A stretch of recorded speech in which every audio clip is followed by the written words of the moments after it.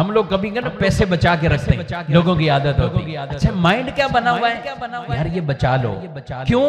مشکل وقت میں کام آئیں گے، تکلیف میں کام آئیں گے۔ مجھے کبھی کبھی یہ روایت پڑھتا ہوں اور یہ بات کلک ہو جاتی ہے ذہن میں، یار ہماری سوچ ہی بن گئی ہے کہ تکلیف ملے گی تو یہ پیسے کام آئیں گے۔ جس رب نے آج دیے ہیں اس رب سے رحمت عافیت مانگتے رہیں۔ رسول مکرم صلی اللہ علیہ وسلم نے کسی آدمی کو دیکھا دعا کر رہا ہے، یا اللہ مجھے صبر دے، یا اللہ مجھے صبر دے، تو آپ نے فرمایا یہ صبر کی دعا کیوں مانگ رہے ہو؟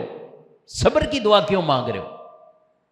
یہ صبر کی تم دعا مانگ رہے ہو، اس کا مطلب ہے کہ تم اللہ سے تکلیفیں مانگ رہے ہو کہ جو تکلیف ملے مجھے صبر ملے، جو تکلیف ہو مجھے صبر ملے۔ تو کیوں نہیں اللہ سے عافیت مانگتا کہ تکلیف سے ہی بچا رہا ہوں، تکلیف سے ہی میں بچا رہا ہوں؟ تو فرمایا صبر کی یوں دعا نہ مانگو، صبر کی دعا اس وقت مانگی جاتی ہے جب کسی مصیبت میں آدمی آ جائے، کسی مصیبت میں پھنس جائے، اب صبر کی اللہ سے دعا مانگنی ہے، اللہ صبر بھی دے، استقامت بھی عطا فرمائے، ثابت قدمی عطا فرمائے، یہ صبر کی دعا ہے۔ مگر کسی کو کوئی تکلیف ہی نہیں ہے، رب سے مانگے صبر دے صبر دے صبر دے، منع کیا رسول اللہ صلی اللہ علیہ وسلم نے، ابھی صبر مانگنے کا ٹائم نہیں ہے، صبر کیوں مانگ رہے ہو؟ ابھی عافیت مانگو، اللہ وہ مشکل دے ہی نہیں، اس مشکل میں لا ہی نہیں مجھے، تو یہ مانگو۔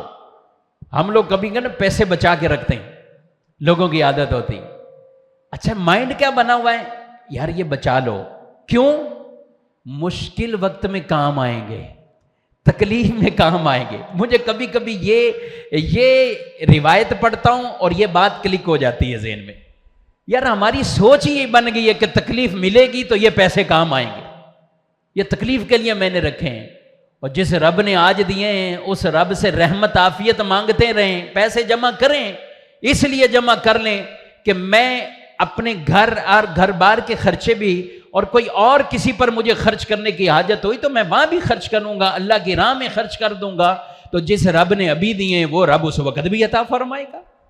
لیکن ابھی سے آپ نے اپنے آپ کو تیار کر لیا ہے کہ مشکل وقت میں یہ چیز کام آنی ہے میرے، تو یہ مشکلوں کے لیے ٹھیک ہے انسان ذہنی طور پر اتنے اعصاب والا ہونا چاہیے کہ مشکلیں وقت بھی آئیں، اللہ کی طرف سے جو بھی آزمائشیں آتی ہیں انسان صبر استقامت کے ساتھ چلتا رہے، ثابت قدمی سے رہے۔ مگر دعا میں بھی میرے نبی صلی اللہ علیہ وسلم نے ہمیں یہ تعلیم ارشاد فرمائی۔